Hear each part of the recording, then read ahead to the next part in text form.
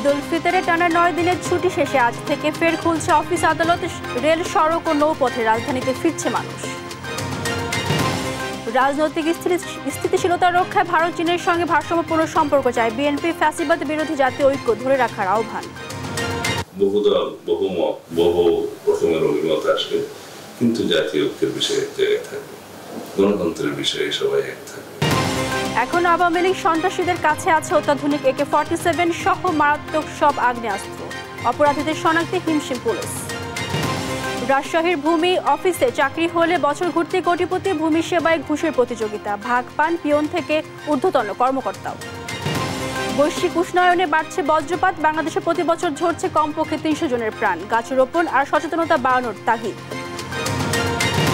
Donald Trump ও ধনকুমার Elon মাস্কের বিরুদ্ধে বিক্ষোভে উত্তাল যুক্তরাষ্ট্র, বৃষ্টি উপেক্ষা করে ব্যানার প্ল্যাকার্ড হাতে রাস্তায় মার্কিনীরা। এবং লা লিগায় হারল রিয়াল মাদ্রিদ, বার্সেলোনার ড্র। অ্যাঞ্জাসকে হারিয়ে ৬ ম্যাচ হাতে রেখে লিগ 1 শিরোপা নিশ্চিত করল PSG।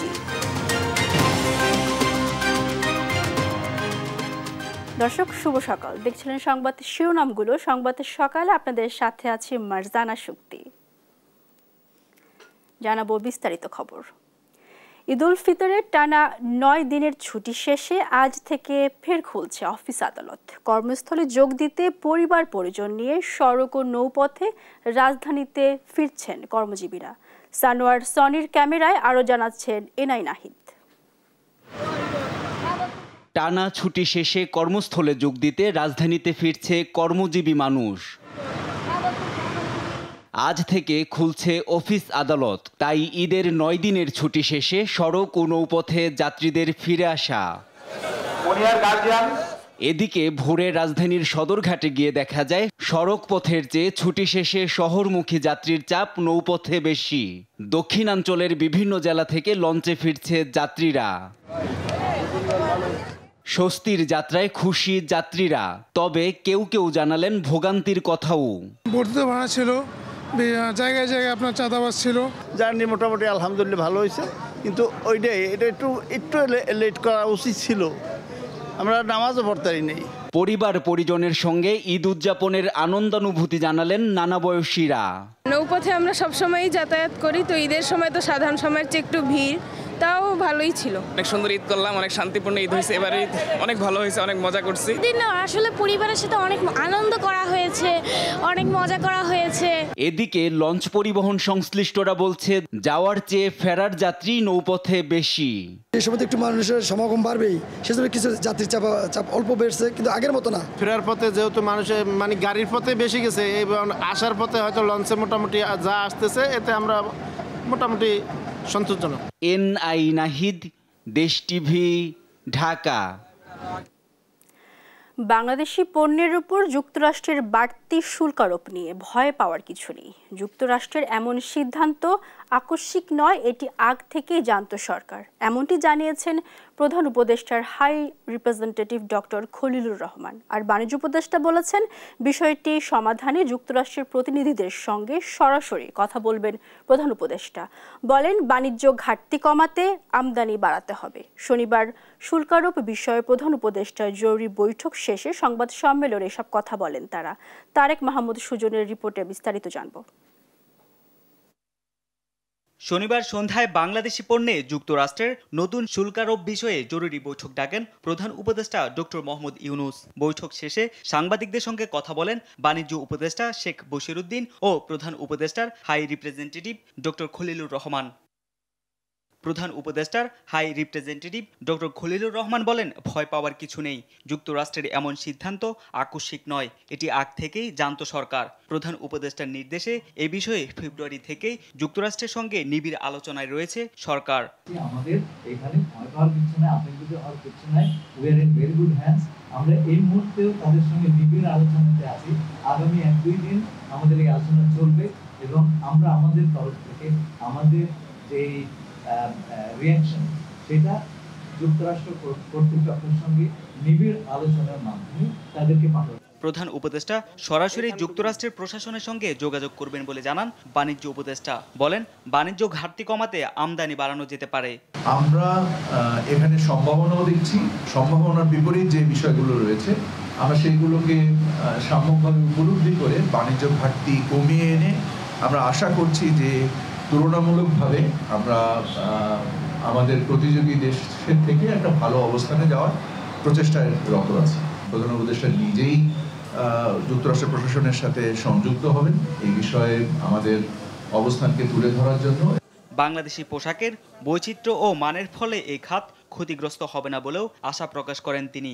আমাদের পণ্যের বৈচিত্র্য ইন্ডিয়া এবং পাকিস্তানের থেকে রপ্তানি মানে অ্যাপারেল সেক্টরে অনেক বেশি ডাইভার্সিফাই, এবং আমাদের যে শিল্পের যে অবয়ব বা স্পেকট্রাম এটা ইন্ডিয়া পাকিস্তানের থেকে অনেক বেশি ম্যাচিওর।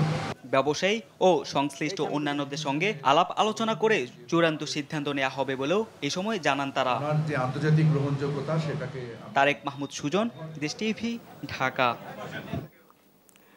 দেশের রাজনৈতিক স্থিতিশীলতা ও অর্থনৈতিক প্রবৃদ্ধি চাইলে প্রতিবেশী দেশগুলোর সঙ্গে সুসম্পর্ক বজায় রাখা জরুরি বলে অভিমত বিএনপির ভাইস চেয়ারম্যান আব্দুল আওয়াল মিন্টুর। বলেন, ভারত চীনের দুই পরাশক্তির সঙ্গে রাখতে হবে ভারসাম্যপূর্ণ সম্পর্ক। আর দলটির স্থায়ী কমিটির সদস্য সালাউদ্দিন আহমেদের মতে, ফ্যাসিবাদ বিরোধী জাতীয় ঐক্যকে সামনে রেখে গণতন্ত্র, স্বাধীনতা, সার্বভৌমত্ব রক্ষায় সবাইকে এক জায়গায় থাকতে হবে। বিস্তারিত সাইফুর রিপনের প্রতিবেদনে।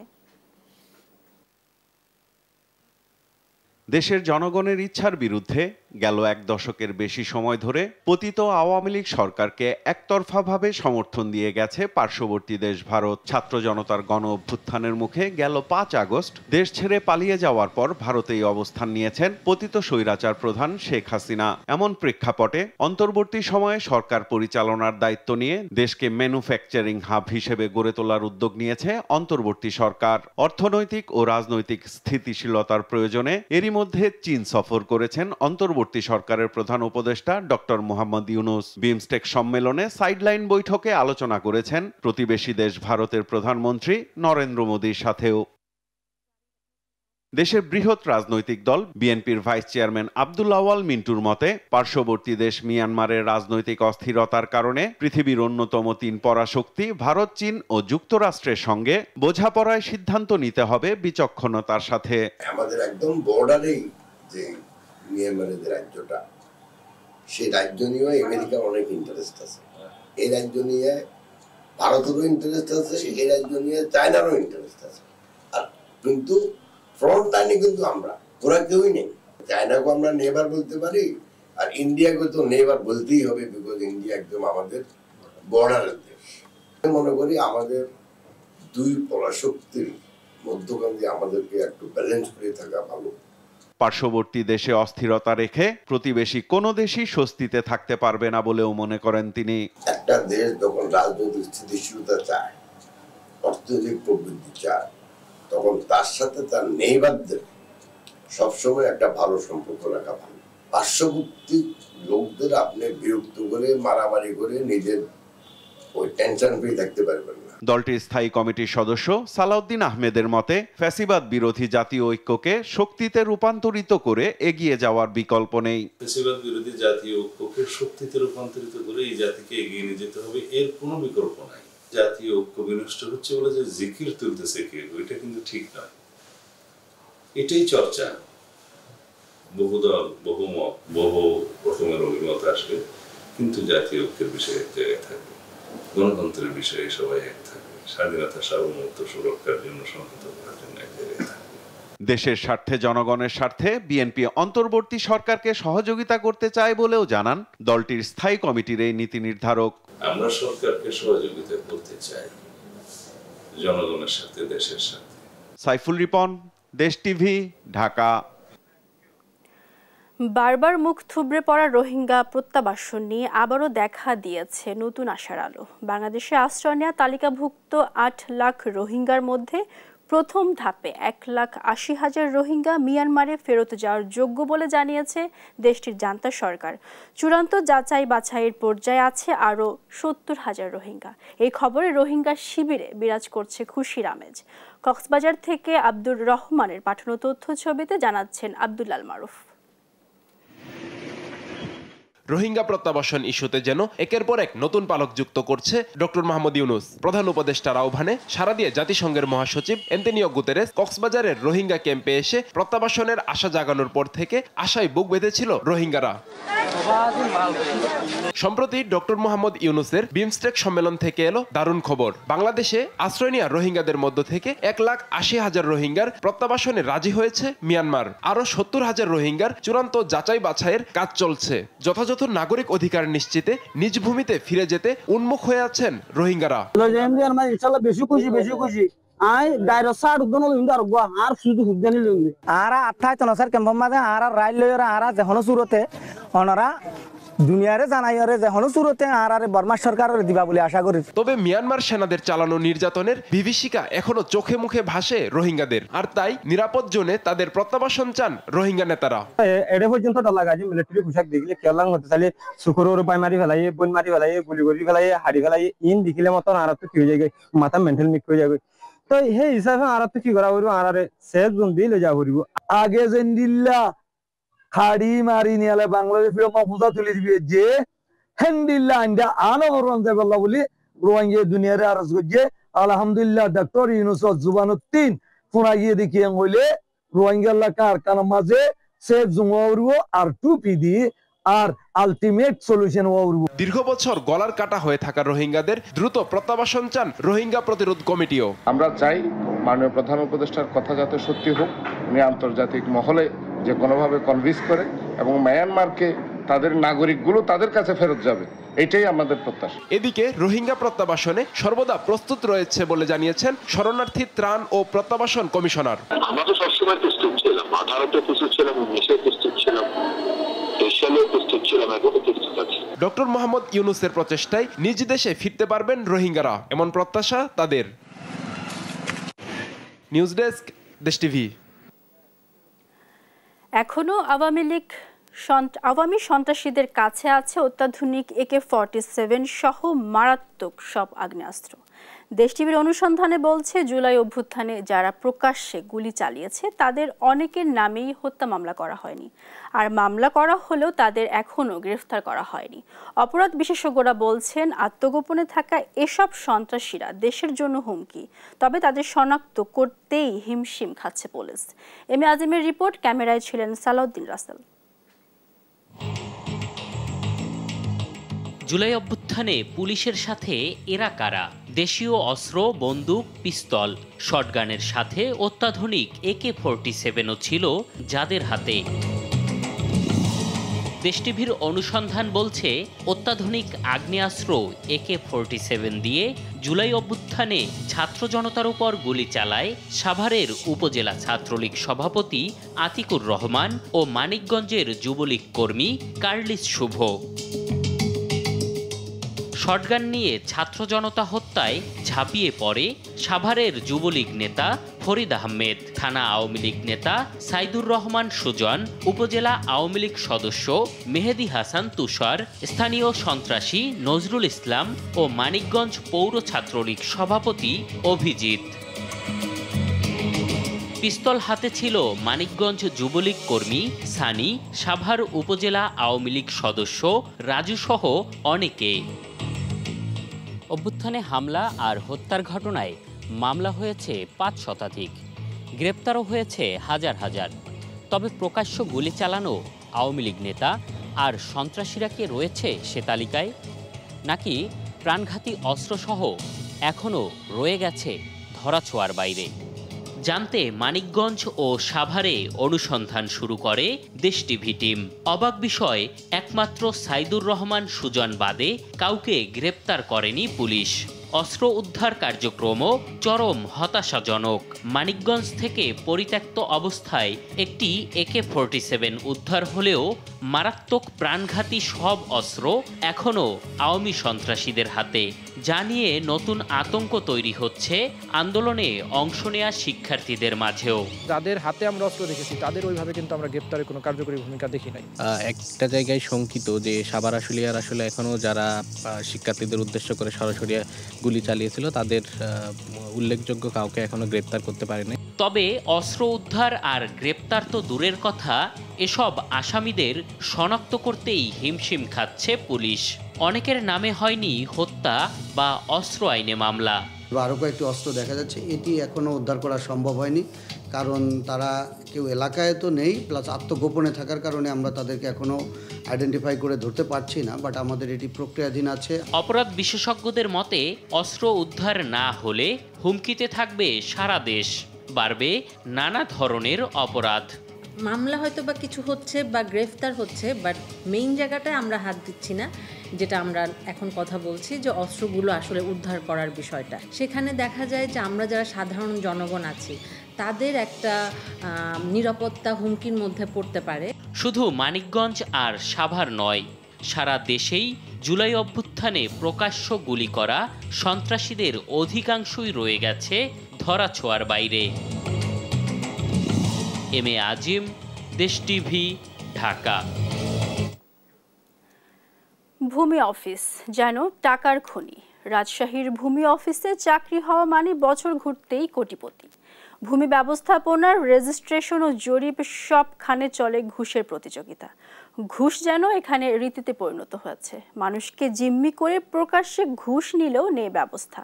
পিয়ন থেকে ঊর্ধ্বতন কর্মকর্তা সব পদ অনুযায়ী হয় টাকার বন্টন। কাজী শাহেদের প্রতিবেদনে বিস্তারিত।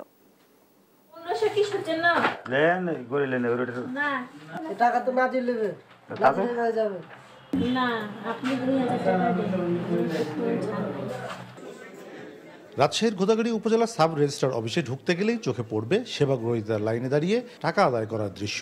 চারঘাট উপজেলা ভূমি অফিসের মিউটেশন কাম সার্টিফিকেট অ্যাসিস্ট্যান্ট জীবননেসা এক সেবাগ্রহীতার কাছে 2000 টাকা ঘুষ দাবি করছেন। প্রকাশ্যে এমন ঘুষ আদায় চললেও নেই অনুতাপ। আমার ম্যাক্সিমাম বন্ধুরা এখন সিনিয়র স্টাফ রিপোর্টার, অনেকেই সহকারী এডিটর হয়ে গেছে। অনেক ভাইও বুঝতে পারে নাই, ওর মাফ করে দেন।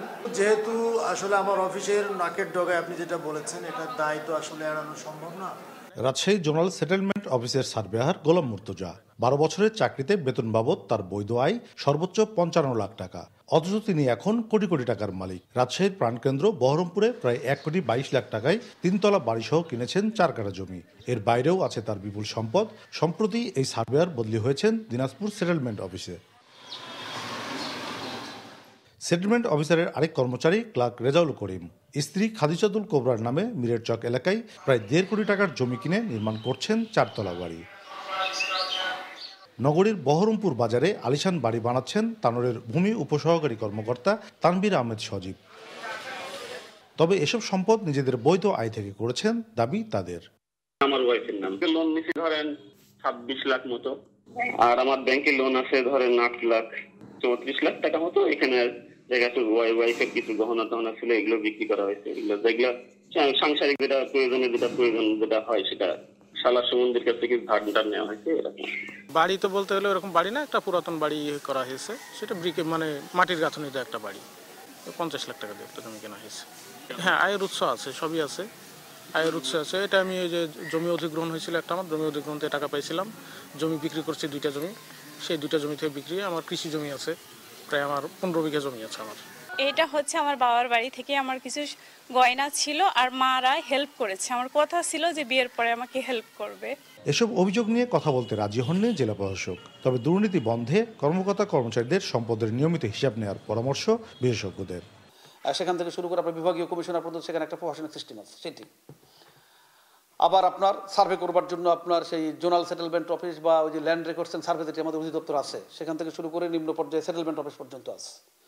আমার কথা হলো এই স্ক্যাটার্ড অফিসগুলিকে আমার মনে হয় একটা মন্ত্রণালয়ে নিয়ে এসে এক ধরনের চেন অফ কমান্ড স্থাপন করলে কিছুটা দূরীভূত হয়ে যাবে। ভূমি ব্যবস্থাপনায় দীর্ঘদিনের চেইন করাপশন থেকে বের হতে কঠোর পদক্ষেপ জরুরি মনে করছেন বিশেষজ্ঞরা। কাজী শাহেদ, দেশ টিভি, ঢাকা। 400 বছরের পুরনো শহরের পরতে পরতে বিদ্যমান ইতিহাস, ঐতিহ্য আর সংস্কৃতির ছাপ। তবে অপরিকল্পিত নগরায়ন আর দখল দূষণে এ ঐতিহ্য আজ অনেকটাই মলিন। স্থপতিবিদরা বলেছেন, পরিকল্পনার অভাব আর গবেষণা না থাকার ফলেই পিছিয়ে পড়ছে ঢাকা। সাদ আহমেদের প্রতিবেদন।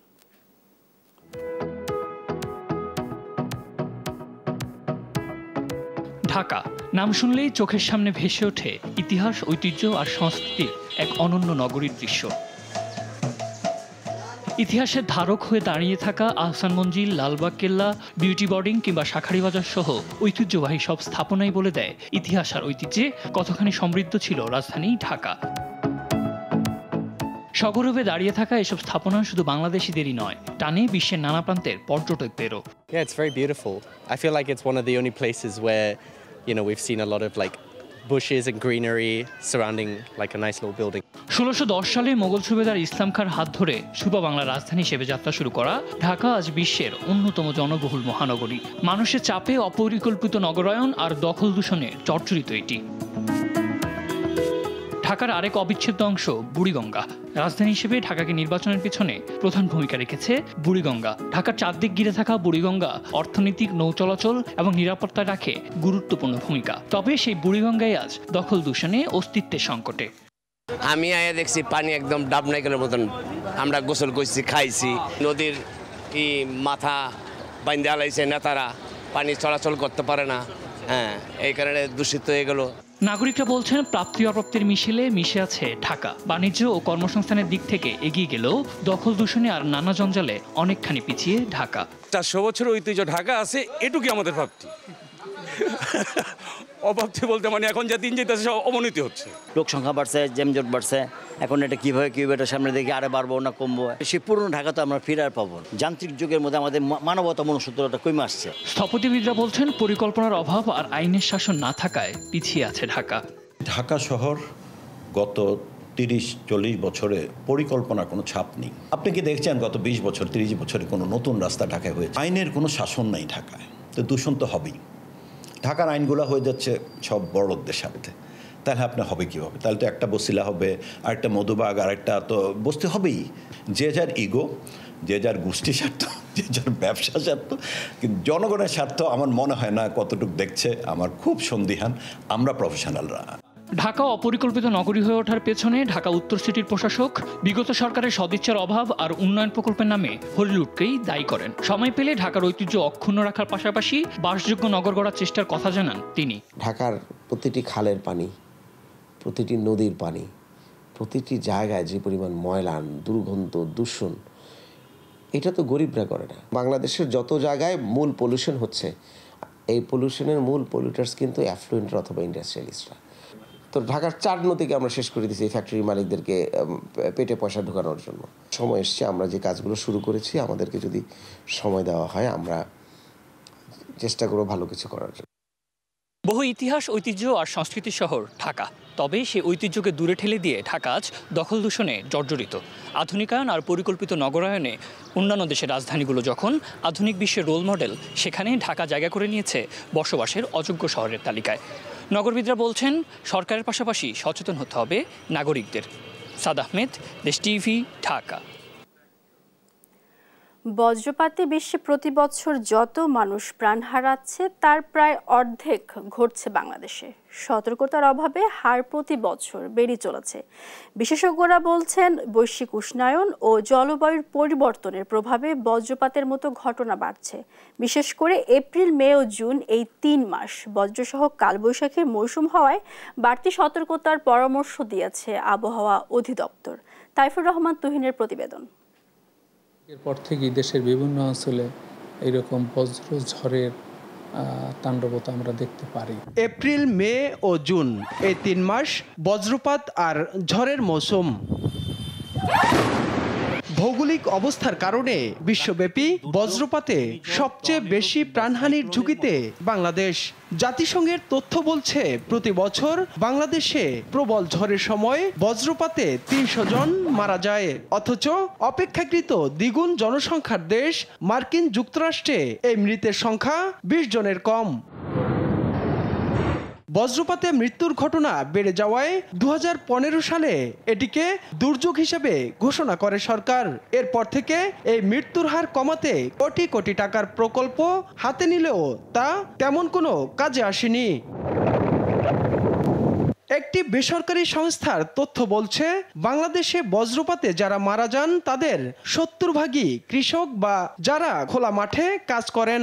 এছাড়া বাড়ি ফেরার পথে 14% এবং গোসল ও মাছ ধরার সময় 13% বজ্রপাতের ফলে মৃত্যু হয়। দুর্যোগ বিশেষজ্ঞদের মতে, খোলা প্রান্তরে বড় গাছ কেটে উজাড় করে ফেলা এবং নতুন সুরক্ষা ব্যবস্থা না রাখায় দিন দিন বজ্রপাতে মৃত্যুর ঘটনা ঘটছে। যখনই কেউ বজ্রধ্বনি শুনতে পাবে, অন্তপক্ষে ঘরের মধ্যে দৌড়ে যাবে এবং 30 মিনিট ঘরের মধ্যে অবস্থান করবে। কোনো রকমই গাছের নিচে দাঁড়ানো যাবে না, খোলা মাঠে থাকা যাবে না। ঝড়ের সময় শিলাবৃষ্টি সংঘটিত হয়, শিলা কুড়ানোর নামে কখনই বাইরে যাওয়া যাবে না, কারণ শিলাবৃষ্টি যে বরাবর সংঘটিত হয় সেই বরাবরই সাধারণত বজ্রপাত পড়ার সম্ভাবনা বেশি থাকে। বজ্র ঝড় শুরু হওয়ার আধা ঘন্টা আগে আবহাওয়া অধিদপ্তর থেকে সংকেত দেয়া হয়। এটি মেনে চললে মৃত্যুর হার অনেকাংশে কমানো সম্ভব বলেও মনে করেন এই আবহাওয়াবিদ। কোন কোন জেলার উপর দিয়ে এইরকম কালবৈশাখী ঝড় বয়ে যাবে, বায়ুর গতিবেগ কেমন থাকবে তা উল্লেখ সহ আমরা সতর্কবার্তা দিয়ে থাকি। সেটা যদি অনুসরণ করে জনগণ, তাহলে এই সব বজ্র ঝড়ের তাণ্ডবতা থেকে জানমাল রক্ষা পাবে। তাইফুর রহমান তুহিন, দেশ টিভি, ঢাকা। প্রচণ্ড খরার কবলে পড়েছে মৌলভীবাজারের চা বাগানগুলো। এরই মধ্যে পুড়ে গেছে প্রতিটি বাগানের 15 থেকে 20% চা গাছ। পাতার অভাবে চালু করা যাচ্ছে না কারখানা। এতে চলতি মৌসুমে চা উৎপাদনের লক্ষ্যমাত্রা ব্যাহত হওয়ার শঙ্কায় রয়েছেন বাগান মালিকরা। বাগান বাঁচাতে সেচ সরঞ্জামে সরকারি ভর্তুকির দাবি তাদের। মৌলভীবাজার প্রতিনিধি সালে ইলাহি কুটির পাঠানো তথ্য ছবিতে জানাচ্ছেন আব্দুল্লাল মারুফ। দীর্ঘদিন ধরে বৃষ্টি না হওয়ায় প্রচন্ড খরার কবলে পড়েছে মৌলভীবাজারের 92টি চা বাগান। অধিকাংশ বাগানের 15 থেকে 20% চা গাছ পুড়ে গেছে। পানির অভাবে প্রতিদিন অসংখ্য চা গাছের সবুজ পাতা ধারণ করেছে ধূসর রং। মরে যাচ্ছে নতুন পুরাতন চা গাছ। শ্রমিকরা মৌসুমের শুরুতে কাঙ্ক্ষিত 2টি পাতা একটি কুড়ি সংগ্রহ করতে পারছেন না। তেমনি নতুন পাতার অভাবে চা প্রক্রিয়ার জন্য কারখানা চালু করা যাচ্ছে না। মৌসুমের শুরুতে প্রকৃতিগত দুর্যোগে দুর্ভোগ বেড়েছে চা শ্রমিকদের।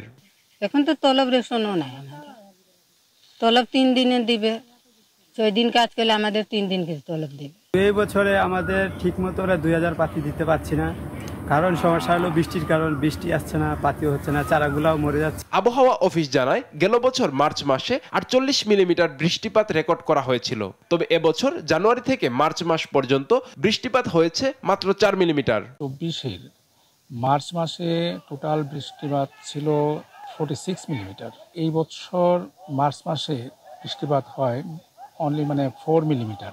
খরা থেকে চা বাগান রক্ষায় সেচ সরঞ্জামে সরকারের ভর্তুকির দাবি জানায় বাংলাদেশ টি অ্যাসোসিয়েশন। সরকারকে অনুরোধ করব তার জন্য ইরিগেশন আমদানির ব্যাপারে চা বাগানের মালিকদের ভর্তুকি দেন, যার ফলে আমরা চা বাগান টিকে রাখি। চা বাগানকে খরার কবল থেকে রক্ষায় প্রয়োজনীয় সংখ্যক ছায়া বৃক্ষরোপণ, গাছ প্রুনিং এর পর ভালোভাবে ছাঁটাই ও আদিকালের পদ্ধতি কচুরিপানা প্রয়োগের পরামর্শ দিয়েছে কর্মকর্তারা। খরায় চা গাছে কিছুটা ক্ষতি হচ্ছে। খরা মোকাবেলায় আমরা 3টা মেইন টুলসের কথা বলি। কচুরিপানা মালচ, ইয়াংটি আদিকাল থেকে, এবং খরাপূর্ব চা গাছগুলোকে মোকাবেলার জন্য কচুরিপানা মালচ চমৎকারভাবে কাজ করে।